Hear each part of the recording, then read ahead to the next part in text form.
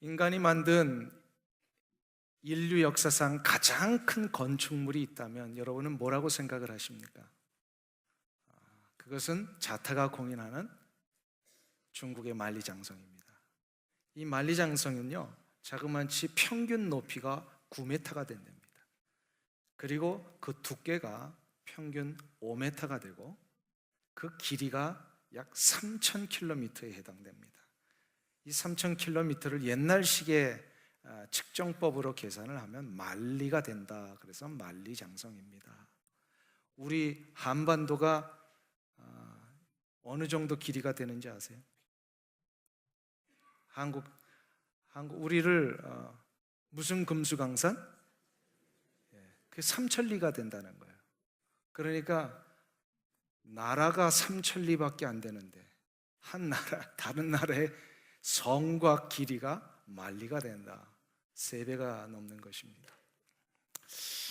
이만큼 장대한 성곽, 어느 누구도 뚫을 수 없고 넘볼 수 없다라고 생각했던 이 성곽, 그런데 이 만리장성이 세워진 이후에 처음 약 100여 년 동안 중국은 3번이나 이 북방의 이민족들에게 침공을 당했었다고 합니다. 그 이유는 만리장성 자체에 무슨 결점이 있어서가 아닙니다. 오히려 3번의 침입에서 북쪽의 유목민들은 성벽을 결코 기어오르지도 않았고 또 무너뜨리지도 않았으며 돌아서 가지도 않았습니다. 당당하게 저들은 성문을 통과해서 공격을 해왔습니다. 왜 그랬을까요? 성문을 지키고 있던 문지기가 뇌물을 받아서 문을 열어준 겁니다. 문지기의 가장 중요한 역할은 무엇이죠? 깨어서 성문을 지켜야 합니다. 근데 깨어있지 못했어요. 잠을 잤다라는 의미는 아닙니다. 뭐예요? 자기의 인격과 자기의 삶이 깨어있지를 못하니까 뭐예요? 뇌물이라고 하는 유혹 앞에 무너진 겁니다. 성문을 열어주니까 그 난공불락의 만리장성도 그냥 무너지고 중국이 3번이나 침공을 당했다라는 이야기입니다. 여기서 깨어있다라고 하는 말이 무엇인지를 다시 한번 생각해 볼 필요가 있습니다. 깨어있는 것은 자신의 본연의 목적에 충실하기 위하여 모든 유혹과 욕심을 내려놓는 것을 말합니다. 즉 자기 자신을 비우는 것입니다. 깨어있는다라고 하는 것은 깨트린다라고 하는 말과 동의어입니다. 한국말에. 잠에서 깬다라고 하는 것은 뭐예요? 나의 수면의 상태를 깨트려야만 깨어날 수가 있습니다. 깨어있다라고 하는 것은 자기 자신을 깨트릴 때만 깨어있을 수가 있습니다. 예수님께서는 겟세마네 동산을 참 좋아하셨습니다. 혼자 자주 그곳을 찾아가셔서 기도하시고 때로는 쉬기도 하시고 때로는 주무시기도 하셨던 것이 바로 겟세마네 동산입니다. 누가복음 22장에 의하면 예수님은 이 겟세마네 동산을 습관적으로 정기적으로 찾아가셨다 이렇게 되어 있습니다. 그렇게 자주 겟세마네 동산을 홀로 찾아가셨던 예수님께서 오늘 읽은 이 본문에는 조금 다른 모습을 보여주고 계십니다. 제자들을 데리고 가셨어요. 혼자 가신 게 아니고. 그리고 제자들을 데리고 가셨는데 전에와는 좀 다른 아주 특별한 모습을 보이셨어요. 예수님의 마음이 심히 고민이 되고 슬픔으로 가득 차 계셨어요. 예수님이 얼마나 고민이 되고 슬픔이 가득 차셨는지 성경에는 예수님이 이렇게 표현을 하셨어요. 내 마음이 심히 고민하여 죽게 되었으니, 마음이 심히 고민스러워 죽을 정도가 되었다라고 이렇게까지 표현하셨다란 말이에요. 그러시면서 오늘 보면 38절과 40절에 2번이나 반복해서 동일한 것을 제자들에게 부탁을 하십니다. 바로 나와 함께 깨어 있으라. 나와 함께 깨어 있으라. 과연 이 말씀이 무슨 뜻일까요? 제자들에게 나와 함께 좀 깨어 있어 달라. 이 말씀은 마치 내가 힘이 들고 어려우니까 누군가 내 마음에 위로를 주고 내 마음에 힘을 줄 수 있는 그런 역할을 좀 해달라, 그런 뜻일까요? 예수님이 앞으로 하루만 지나시면은 져셔야 될 그 십자가의 고난과 아픔이 이게 너무나도 처절하고 힘드니까 이 힘든 십자가를 누군가가 좀 나누어서 져달라라고 하는 이 부탁의 말씀일까요? 그게 다 아닙니다. 왜 그러면 주님이 나와 함께 깨어달라, 깨어있으라 라고 하신 말씀을 하신 것일까? 이유를 알기 위해서는요, 왜 제자들을 굳이 데리고 가셨는지 그 이유를 알아봐야 합니다. 왜 제자들을 굳이 데려가셨는가를 알기 위해서는요, 이 본문 바로 전에 우리가 지난번에 살펴보았던 성만찬 때 예수님이 마지막에 하신 말씀을 우리가 알아야 합니다. 성만찬 다 끝나고 나서 예수님이 제자들에게 뭐라고 얘기를 하셨어요? 너희들이 앞으로 나를 다 버리고 도망가리라. 31절에 보시면요, 오늘 밤에 너희가 다 나를 버리리라 기록된 바 내가 목젖을 치리니 양의 떼가 흩어지리라 하였느니라. 제자들의 예수님을 3년 동안 따라다니며 그렇게 충성하며 예수님의 훈련을 받아 따라가는 사람들이 예수님의 십자가 앞에서 이제 다 어떻게 된다는 거예요? 도망가 버릴 것이다. 이러자 이 제자들 중에서 가장 화끈한 사람이 누구예요? 가장 남자다운 사람, 바로 베드로예요. 역시 베드로는 좀 앞서가요. 예수님, 그게 무슨 말씀이십니까? 다른 사람은 다 버려도 나는 버리지 않습니다. 이렇게 얘기를 했어요. 꼭 누구 모습 같아요?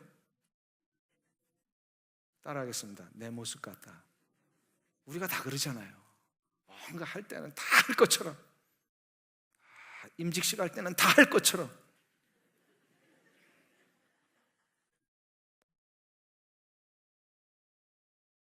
베드로가 근데요, 예수님이 그 모습을 아셨어요. 그러니까 예수님이요, 이렇게 너 오늘 밤 다 굴기 전에 3번 나를 부인할 거야. 그러니까 베드로는 여기서 지지 않습니다. 예수님 무슨 말씀입니까? 내가 주님과 함께 죽을지언정 난 버리지 않습니다.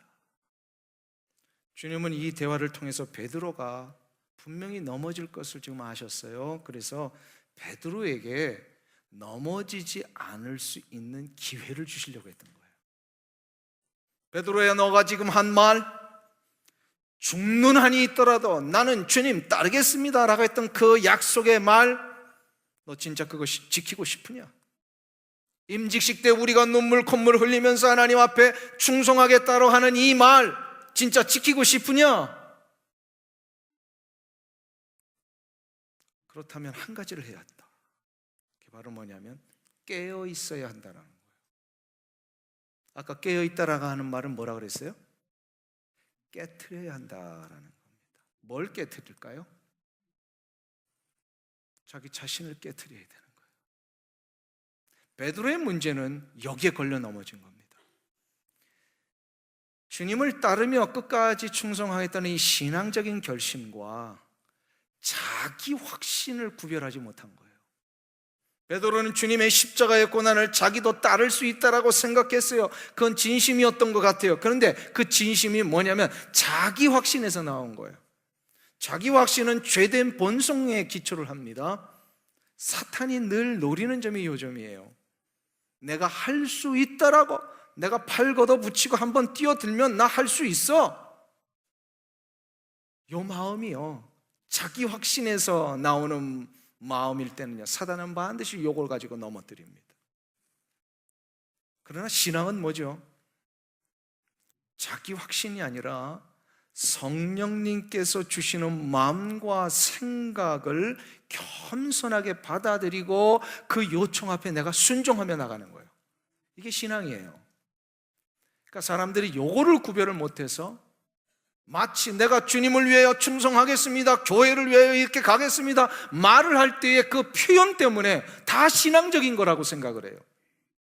그 표현만 보면 다 신앙적인 것처럼 보여요. 그런데 진짜 우리가 점검해야 될 것은 내 안에 성령님의 인도하심 앞에 내가 순종하고 했느냐, 아니면 내가 진짜 한번 내 성격에 팔 걷어붙이면 할 수 있다고 생각해서 했느냐, 요거를 구별을 해야 된다라는 거예요.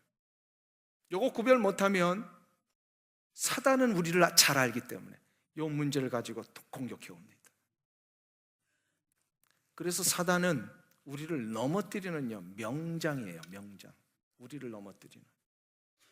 베드로가 성만찬 석상에서 주님께 한 이 마지막 약속, 내가 죽는 한이 있어도 주님 끝까지 따르겠습니다, 이 말은 자기 확신에서 나온 거예요. 왜 그럴까요? 어떻게 그게 그 신앙인지 자기 확신인지 알 수 있을까요? 요 구별할 수 있는 방법. 똑같은 신앙적인 표현인데 이게 진짜 신앙에서 나온 건지 이게 자기 확신에서 나온 건지 어떻게 구별할 수 있을까요? 그것의 결과를 보면 합니다. 베드로가 내가 죽을지언정 주님 따르겠습니다라고 하는 이것 하루도 못 가서, 아니요, 반나절밖에 안 됐는데 얼마 후에 자기 확신에서 나온 것임을 증명하는 사고를 칩니다. 사고를 쳤어요. 무슨 사고요? 인류 역사에 가장 부끄러운 사고를 쳤어요. 어린 여자아이가 당신도 예수 따라다니던 제자 아니냐라고 했을 때 뭐라 그랬어요? 그것도 3번이나 나 예수님 모른다. 나중에는 자기 변호하기 위해서 어떻게 해요? 예수님을 저주해요. 예수님 저주해요. 기독교 2000년 역사의 가장 치욕스러운 배반의 현장에 베드로가 있었습니다. 결과를 보면 그게 신앙에서 나온 건지 자기 확신에서 나온 건지를 알 수 있습니다. 만일에 성령님의 인도하심 앞에 정말로 겸손하게 순종하고 나갔다면 그 결과는 어떤 결과가 될까요? 자기를 분명히 하나님의 거룩한 역사를 위하여 쓰임받는 일로 나가게 될 겁니다. 자기 확신에서 나오면요 반드시 하나님의 영광 가립니다. 자기도 무너집니다. 이걸 우리가 분별할 줄 알아야 돼요. 진정한 신앙은 십자가의 고난 앞에서 증명되게 되어 있습니다. 아무리 입으로 떠들고 혼해도, 그래서 그럴듯하게 뭔가 할 것처럼 얘기를 해도 아픔과 고난이 왔을 때 그가 보이는 모습을 보면 그의 신앙의 모습이 무엇인지를 우리가 알 수 있어요. 그러니까 절대로 우리는 교회 안에서요 호언장담하면 안 돼요. 진짜 신앙의 모습이라면요 겸손합니다. 하나님, 나는 이거 못합니다. 나에겐 이것을 할 능력이 없습니다. 그러니 하나님 도와주세요. 감당할 수 있는 힘을 하나님이 주지 아니하시면 어찌 내가 이것을 할 수 있겠습니까? 이게 성령님의 음성 앞에 나를 내어드리는 자의 모습입니다. 이것을 위하여서 그러면 어떻게 해야 될 것이냐, 이런 마음의 자세를 갖기 위해서는 어떻게 해야 될 것이냐, 그게 바로 깨어있는 기도를 해야 합니다. 깨어있는 기도. 깨어있는 기도를 그럼 어떻게 하는 것이냐, 깨어있는 기도의 가장 모범적인 모델이 바로 예수님의 겟세마네의 기도였습니다. 겟세마네의 기도의 핵심은 우리 지난 시간에 설명해 드렸기 때문에 길게 다시 설명 안 드려도 될 것 같습니다. 겟세마네의 기도의 핵심은 예수님의 기도의 첫 마디에 있다고 그랬습니다. 뭐죠? 예수님 뭐로 기도를 시작하셨어요? 내 아버지요. 지난 시간에 했는 건데 다 잊어버리셨어요. 예수님의 겟세마네 기도의 핵심은요 내 아버지요에 있습니다. 이건 무슨 뜻이라 했어요? 아버지와 아들의 확신 속에서만 나올 수 있는 호칭이에요. 아버지와 아들의 확신은 뭐로 구성되어 있어요? 뭐예요? 나는 아버지의 아들이고 아버지는 나를 뭐 하신다는 거예요? 사랑하신다는 거. 하나님이 나를 사랑하시고 나도 하나님의 사랑을 알고 하나님에 대해 이 사랑의 고백을 할 수 있는 관계만이 될 때에 아버지여라고 부를 수 있다고 그랬어요. 이게 이제 겟세마네 동산에서 이루신 기도의 핵심이에요. 자, 그런데 이 기도 다음에 예수님이 무슨 기도를 또 하셨어요? 오늘 본문을 한번 보세요. 앞으로 잠깐 가시면 39절을 우리 한번 보겠습니다. 39절 말씀. 39절 합독합니다. 조금 나아가사 얼굴을 땅에 대시고 엎드려 기도하여 가라사대 내 아버지여 만일 할만하시거든 이 잔을 내게서 지나가게 하옵소서. 그러나 나의 원대로 마옵시고 아버지의 원대로 하옵소서 하시고. 자, 보세요.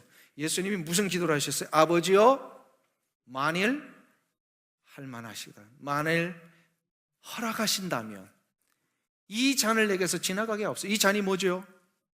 예수님이 지셔야 할 십자가를 얘기합니다. 이 십자가의 고난과 고통이 좀 지나갈 수 있게 해달라고 이렇게 얘기를 하셨어요. 그런데 그 뒤에 또 중요한 기도를 하시죠. 그러나 나의 원대로 마옵시고 아버지의 원대로 하옵소서. 예수님이 지금 이 잔이 지나가게 해달라고 하신 이 기도, 왜 그러셨을까요? 뭐가 그렇게 고통스러우셨어요? 예수님에게 있어서 가장 고통스러운 건 뭘까요? 예수님이 공생애를 이제 마무리하시는 이 시점에 예수님에게 있어서 가장 고통스러운 게 무엇이었을까요? 뭐 때문에 이렇게 심히 고민하여 죽게 될 정도이다라고까지 표현하시면서 제자들에게 이 기도에 동참해달라 얘기를 하신 걸까요? 예수님에게 있어서 십자가의 고통보다 더 큰 고통이 하나 계셨어요. 십자가의 고통도 감히 우리가 상상할 수 없는 어마어마한 그런 고통이십니다. 근데 이 고통보다 더 큰 고통이 하나 계셨어요. 바로 십자가를 지시기 위해서는 하나님과 아들 예수님이 하나이셨던 oneness, 원바디이셨던 그 예수님께서 하나님으로부터 분리되셔야만 했습니다. 하나님으로부터 떨어져 나가셔야만 십자가를 지실 수가 있는 거예요. 하나님은 십자가에 올라가실 수 없잖아요. 그러니까 완전한 인간으로서 십자가의 모든 고난을 다 받고 가셔야만 십자가의 대속의 역사가 완성이 되는 겁니다. 그러니까 예수 그리스도에게 있어서 가장 큰 고통과 아픔은요, 하나님과 떨어져 나가는 거예요. 그 순간. 이거 얼마나 고통스러우셨는지 예수님이 실제로 십자가에 달려 돌아가셨을 때에 그 십자가의 고통을 마지막으로 어떻게 표현하셨습니까? 엘리 엘리 라마 사박다니, 나의 하나님 어찌하여 나를 버리시나이까. 여기서 버리시나이까 라고 하는 이 단어가, 하나님 이 상황에서 내가 하나님과 이렇게 떨어져 나가야 됩니까? 라고 하는 절규셨어요. 하나님과 떨어져 나가는 것은 뭐죠? 하나님과 떨어져 나가면 어떻게 되죠? 죽는 겁니다. 멀쩡하게 하나님과 떨어져 살면서도요, 안 죽는 것처럼 사는 분들이 있어요. 근데 거기에 속지 마세요. 영혼이 문드러지고 영혼이 피폐해지고 결국 죽음에 이릅니다. 예수님이 이거를 죽음을 경험하신 거잖아요. 십자가 위에서 하나님과 떨어져 나가는 이 고통, 엘리 엘리 라마 사박다니, 나의 하나님 나의 하나님, 이 상황을 어찌하여 나에게 허락하십니까? 철저하게 인간으로 죽으셔야만 했던 예수님이시기에 이 분리의 아픔과 고통을 외치신 거예요. 근데 그 고통을 지금 예수님이 겟세마네 동산에서 미리 경험하시는 거예요. 이 기도가 무슨 기도냐? 바로 하나님, 그 고통을 내가 알기에 할 수만 있다면 이 잔이 내게서 지나가게 하옵소서. 그게 얼마나 처절한 기도이셨는지요. 예수님이 막 땀을 흘리시는데 이 땀이 두둑두둑 떨어지니까 피가 흐르듯이 땅에 떨어지더라. 이런 땀을 한번 흘려보신 적 있으세요? 기도를 하는데 땀을 막 비처럼 쏟아내는 이 기도. 이게 뭐 겟세마네 동산에서 자기 자신을 다 짜내시는 기도였어요. 다 짜내는 기도. 겟세마네라고 하는 이름 자체가 뜻이 있어요. 혹시 무슨 뜻인지 아세요? 겟세마네라고 하는 그 동산을 혹시 방문해 보신 분? 성지순례 때. 그 가면은 그걸 가르쳐 주더라고요. 겟세마네라고 하는 이름 자체가요, 기름 짜는 곳이다라고 하는, 오일 프레스 플레이스예요. 이게 오일을 짜는 곳이에요. 왜 그러냐면 당시의 유대인들은요, 그 겟세마네를 중심으로 해서 이 감람산 자체가 이 올리브 나무가 굉장히 많은 산이 감람산입니다. 그래서 거기서 얻은 그 올리브 열매들을 가지고요, 이 겟세마네라고 하는 요 곳에서 이 기름을 짜는 틀이 있어요. 거기에 다 올려놓고 기름을 짜곤 했습니다. 지금도 가보면 동굴 같은 데서 이 기름 짜는 틀들이 남아있어요. 한번 보세요. 주님은 이 기름 짜는 곳에서 당신의 모든 것을 짜내고 계십니다. 올리브 열매가 부서지고 으깨어질 때에 사람에게 유익한 기름이 나오듯이 주님의 육체와 영혼이 부서지고 깨어지시는 이 기도를 통하여서 인간을 살리시는 대속의 역사를 이루시게 된 겁니다. 그 부서지고 으깨어지는 기도가 바로 깨어있는 기도입니다. 아까 말씀드렸죠? 깨어있다라고 하는 것과 깨트린다라고 하는 것은 같은 말입니다. 예수님이 겟세마네 동산에서 당신의 모든 것을 깨트리는 이 기도를 통하여 어떻게 하셨어요?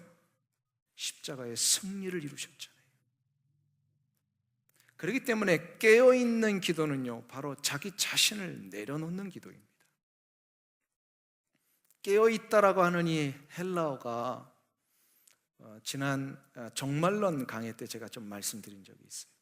깨어있다라고 하는 헬라어가요, 그레고레오라고 하는 단어예요. 그레고레오. 어디서 많이 들어본 단어 아니세요? 여기서 미국 영어 유명한 이름 하나 나오죠. 그레고리라고 하는 이름이 나왔어요.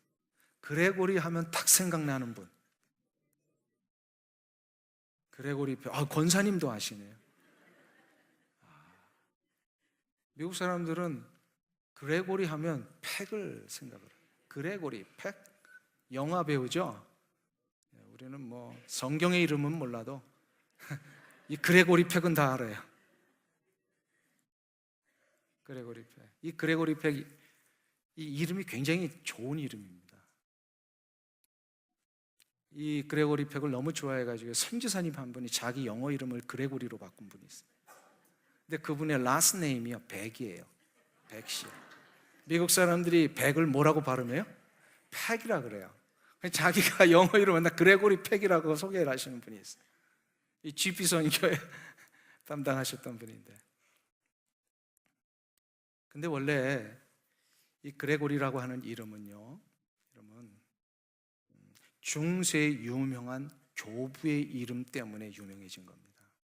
중세의 교부 중에 그레고리라고 하는 이름이 가진 교부가 있었어요. 약 AD 500년을 중심으로 해서요, 그 이전을 교부 시대라고 그러고 AD 500년부터 1500년까지를 교황의 시대다 혹은 중세 시대다 이렇게 얘기를 합니다.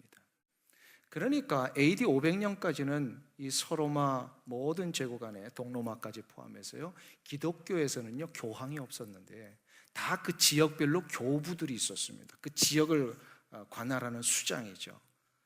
그런데 이 그레고리라고 하는 사람이 교부였는데 워낙 인격이 출중하고 그분은 늘 자기를 소개할 때 나는 하나님의 종들의 종입니다 라고 소개할 정도로 늘 자기 자신을 낮추고 겸손하게 살았던 사람이에요. 그 인격과 또 그 신앙과 그리고 학문적인 또 능력도 있었어요. 그래서 그 동로마 서로마 제국에 있는 모든 교부들이 합의를 봅니다. 이 정도의 사람이라면 우리 모든 교회의 가장 큰 대표가 될 만합니다. 그래가지고 이분을 모든 교부들의 수장으로 옹립을 합니다. 이 그레고리라고 하는 교부를. 그 교부들의 수장이 바로 교황이 된 거예요. 교황이 바로 그 뜻이에요. 모든 지역 교회들의 교부들의 가장 앞서가는 리더. 근데 이분이 얼마나 겸손한지 자기를 교황으로 옹립을 하니까 도망가 버렸어요. 난 그런 거 못한다. 그래가지고 찾아가서 제발 좀 이걸 좀 맡아주십시오. 그래가지고 그가 이 교황으로 첫 번째 교황이 됩니다. 첫 번째 교황이 그레고리 교황이에요. 이분이 교회의 어마어마한 일들을 많이 감당을 해요. 많이 감당을 하는데 그분이 했던 것 중에 대표적인 게 하나님을 찬양하는 방법을 아주 특별하게 만듭니다. 그래서 예배 시간에 찬양을 할 때 한 가지를 놓치면 안 된다. 곡조가 중요하지 않다. 가사가 중요하다. 그래가지고 모든 가사, 예배를 드릴 때는 가사를 하나님 앞에 우리는 전적으로 부패한 죄인이기에 우리는 모두가 다 낮아져야 되고 엎드려야 되고 오직 하나님만 높임을 받으셔야 된다. 이러한 노래들로 찬양을 해야 된다라고 해서 만든 게 그레고리안 성가입니다. 곡조가 중요하지 않아요. 할렐루야 찬양대. 삑소리 나도 괜찮아요. 중요한 건 뭐예요? 내 마음에서 진짜 하나님만을 높이신다는 이 마음의 자세가 있느냐. 그러니까 그레고리라고 하는 말 자체가 그래서요 굉장히 이분 때문에 더욱더 의미가 있어져요. 나를 낮추고 나를 버리고 나를 비우고 오직 하나님만이 높임을 받으시는 이러한 삶을 사는 것이 바로 그레고리라고 하는 이름 때문에 이게 더 각인이 됐어요. 이것이 바로 내가 깨어있는 거구나. 이게 깨어있는 거예요. 주님이 겟세마네 기도에서 보여주신 기도가 바로 이 깨어있는 기도입니다. 완전히 예수님은 자기 자신을 깨트리셨어요. 비우셨어요. 나의 원대로 마옵시고 오직 아버지의 원대로 되기를 원하나이다. 나의 성격과 나의 경험과 나의 세상적인 힘과 능력과 지식은 다 깨트려지고 오직 하나님의 거룩하신 은혜의 역사 때문에 하나님만이 그 높임을 받으시기를 원합니다. 이게 바로 깨어있는 자의 모습이에요. 그런 마음으로 기도하는 것이 깨어있는 기도입니다. 이게 바로 겟세마네 기도. 이거 해야 베드로야 너 넘어지지 않을 수 있다. 베드로가 이거 깨트리지 못하니까 어떻게 해요? 조금만 유혹이 오고 조금만 자기 공격이 와도 자기 변호하기 바쁘고 자기 몸살이기 바쁘고 자기 인격에 자기 감정에 데미지 나는 거 두려워가지고 이걸 자꾸 방어복을 쌓잖아요. 내가 깨어있지 못하면 나 보호하려고 얼마나 많은 것들을 쌓았는지 모릅니다. 베드로가 이것 때문에 넘어졌어요. 그래서 베드로에게 얘기하시는 거예요. 너희들이 진짜 넘어지지 않기 원하느냐? 내가 기회를 줄게. 깨어 있어야 한다. 육체의 피곤함을 깨트려야 되고 나의 이 화끈한 성격 깨트려야 되고 내가 할 수 있다라고 하는 이 모든 계산을 다 깨트려야만 그때 비로소 성령님을 시작하세요. 성령님이 기다리시에요. 내가 나를 비울 때까지. 노르웨이의 저술가 오 할레비스라고 하는 사람이 있어요. 기독교 작가인데요. 이분이 기도라는 책에서요 기도를 어떻게 비유를 했냐면 큰 광산에서 굴을 뚫을 때 이 채굴하는 것과 비유를 했어요. 갱도를 파 내려가다 보면 늘 기본적인 두 가지 작업을 해야 된답니다. 갱도를 파 나갈 때 하나는 팔 때마다 제일 먼저 시작하는 게 작은 구멍을 뚫는다는 겁니다. 구멍을 계속해서 뚫어야 돼요. 그리고 뚫려진 그 구멍 속에는 다이너마이트를 거기다가 집어넣고 불을 붙여서 폭발을 시켜야 된답니다. 쾅 하고 터지면 어떻게 되죠? 그 어마어마한 바위돌들이 다 산산이 부서집니다. 이 오할레비스가 기도해서요, 우리가 기도를 한다는 게 바로 이 갱도에 구멍 뚫고 다이너마이트 터트리는 거하고 똑같다, 이렇게 얘기를 합니다. 힘들지만 끈질기게 기도로 하나님을 붙들며 인내하며 가야 하는데, 구하고 또 구하고 간절하게 하나님 앞에 부르짖는 것, 이것이 되면 어느 순간 꽝 하고 다이너마이트가 터지듯이 우리의 기도가 터진다는 거예요. 우리의 기도가 터질 때 바로 나의 인격과 성격과 경험과 욕심과 모든 인간적인 생각들 다 터져야 된다는 거예요. 갱도의 구멍을 뚫는 작업이 깨어있는 기도입니다. 자신의 혈계이자 확신, 경험, 교만 모든 것에 구멍을 뚫고 성령의 강력한 다이너마이트로 이거를 터뜨리기를 시작을 할 때에 비로소 나는 내려놓아지고요, 그 기도를 하는 순간에 바로 나는 깨어있는 기도, 깨트린 기도가 하나님 앞에 드려질 수 있게 된다는 겁니다. 사랑하는 성도님 여러분, 깨트리는 기도를 하시기를 바랍니다. 깨트리는 기도했다고 자꾸 남을 깨트리면 안 돼요. 자기를 깨트려야지. 자기를 깨트려야지. 한날 남 깨트리는 기도만 하면 되겠어요. 많은 사람들이 이 깨어있는 기도와 철야 기도를 혼도를 합니다. 철야 기도만 하면 깨어있는 기도라고 생각을 하는데 그게 아니에요. 철야 기도는 매우 중요하고 우리 삶에서 정말로 계속해서 해야 할 중요한 기도의 방법 중에 하나입니다. 작정 기도도 마찬가지죠. 그러나 철야 기도를 아무리 해도요, 자기 자신을 내려놓지 못하면, 작정 기도를 아무리 해도 자기 자신을 내려놓지 못하면, 그래서 자기의 탐욕과 이기심을 관철시키기 위한 기도로 밤을 새워 기도한다고, 그것은 결코 능력이 되지 않습니다.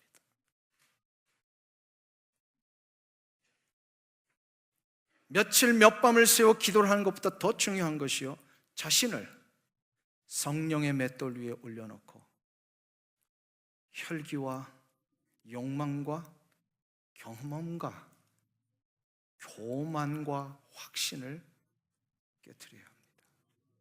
깨트려야 돼요. 한 자매가 주일에 설교의 은혜를 받고서요, 그 주일에 설교가 기도하라는 설교였어요. 열심히 철야 기도를 시작을 했어요. 하나님, 기도할 때 들어주시는 줄 믿습니다. 하나님, 저 신랑감 필요해요.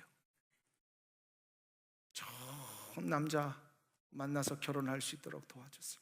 그냥 막 정말 믿음도 좋고 아주 열심히 신앙생활하는 자매니까요, 날마다 철야를 하면서 날마다 하나님 앞에 간구를 하는데 도대체 이 응답이 안 되는 거예요.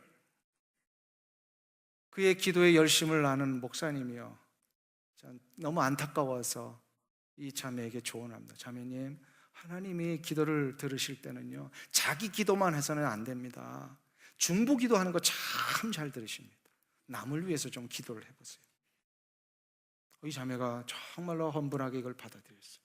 열심히 기도를 다시 시작을 해요. 하나님, 제가 먼저 우리 부모님을 위해서 기도를 하겠습니다. 우리 부모님에게는 좋은 사익감이 필요합니다. 좀 보내주시옵소서. 뭐예요 이거는? 기도의 내용을 바꾸기는 했지만 여전히 자기를 위한 기도예요. 자기가 주체가 되는 기도예요. 물론 이런 기도도 하지 않는 것보다는 낫지만 이런 기도를 하나님께서 기뻐할 리가 없으시죠. 깨어있는 기도는 뭐라고요? 자기를 깨트리는 기도입니다. 근데 놀라운 사실이 하나 있습니다. 깨어 기도하는 자에게는 반드시 하나님이 한 가지를 보장하셨어요. 바로 능력이 나타납니다. 능력이 나타나요. 베드로가 깨어 있지 못했을 때는 어떻게 됐어요? 주를 따라서 죽기까지 하겠다고 호언장담이 좀 비참하게 무너졌잖아요. 근데 이거를 예수님의 부활 승천 후에 베드로가 나중에 이 말씀의 의미를 깨닫습니다. 깨어있는 게 뭔지를 이제 나중에 알은 거예요. 예수님의 부활 승천하신 다음에 너희들은 한 곳에 모여서 성령이 오실 때까지 기도하라, 이 말씀 앞에 순종하면서 정말로 120명의 성도들과 함께 이 오순절 날에 간절히 기도를 하니까요, 정말로 그때 성령의 강력한 역사가 일어나죠. 불의 혀같이 갈라지는 역사가 있고 방언이 터지고요, 통변이 터지고요, 막 이런 일들이 일어났어요. 성령의 역사는요, 언제 일어납니까? 성령은 죄가 있는 곳에는 임하지 않으십니다. 성령의 역사는요, 죄의 문제를 해결하는 곳에 역사하세요. 그러니까 120명의 성도들이 성령의 강력한 충만함을 받았다는 것은 무엇을 뜻하냐면, 그들이 모여가지고 120명이 회개의 역사를 했다는, 회개 기도를 했어요. 나의 교만과 나의 이 모든 인간적인 것 다 내려놓고 잘못했습니다. 나의 혈기로 뭔가 해보려고 했습니다. 우리의 이 죄와 교만을 용서해 주시옵소서. 그 기도했을 거예요, 분명하게. 결과를 보니까 성령의 역사는요, 죄의 회개가 있는 곳에만 나타나세요. 베드로가 그 회개하지 않았겠어요? 내가 주를 위해서 살겠습니다, 이 혈기 가지고 해보려고 했던 나의 모든 죄를 용서해 주옵소서. 강력하게 역사하십니다. 자기를 깨트리는 기도를 했어요. 그러니까 능력이 나타나는데, 어떤 능력이 나타나요? 사도행전 3장에 보면요, 제일 먼저 베드로가 성령 충만해서 성전에 기도하러 올라갈 때 미문에 앉아있는 안진뱅이 만나죠. 안진뱅이를 보자마자 뭐라고 얘기를 해요? 베드로가 가로되 은과금은 내게 없거니와 내게 있는 것으로 너에게 주노니, 곧 뭐라고요? 나사렛 예수의 이름으로 일어나 걸으라. 자기가 할 수 있는 것, 전에 같으면 바닷물까지 내가 뛰어내릴 정도로 뭔가 내가 해보겠다고 했던 베드로, 나의 의지와 내 욕심과 내 확신으로 달려갔던 베드로가 지금 완전히 달라졌어요. 완전히 달라졌어요. 나사렛 예수 그리스도의 이름의 능력만이 모든 걸 하실 수 있습니다. 자기는 다 깨트려지고 예수 그리스도의 이름의 능력을 가지고 나갔어요. 그렇게 되니까 어떻게 돼요? 안진뱅이가 일어났습니다. 죽은 자를 살렸습니다. 병든 자들을 고쳤습니다. 깨트리는 기도, 깨어있는 기도에게 이 능력이 나타나는 줄로 믿습니다. 사랑하는 성도님 여러분, 여러분의 삶에 어떤 장애가 있으십니까? 뭔가를 향하여 나가려고 하는데 나를 가로막고 있는 힘든 장애물이 있으십니까? 내 삶의 현장 속에 다 막혀 있는 것, 문빗장이 다 닫혀 있는 것 같습니까? 깨트리는 기도를 시작해 보세요. 깨어있는 기도의 현장 속에 철창이 열리고 문빗장이 풀리고 모든 나의 삶의 장애물들이 깨트려지는 역사가 일어나게 할 줄 믿습니다. 나를 깨트리면 하나님은 나의 삶의 모든 문제를 깨트려 주십니다. 이 은혜가 여러분들 가운데 일어나시기를 간절히 축원합니다.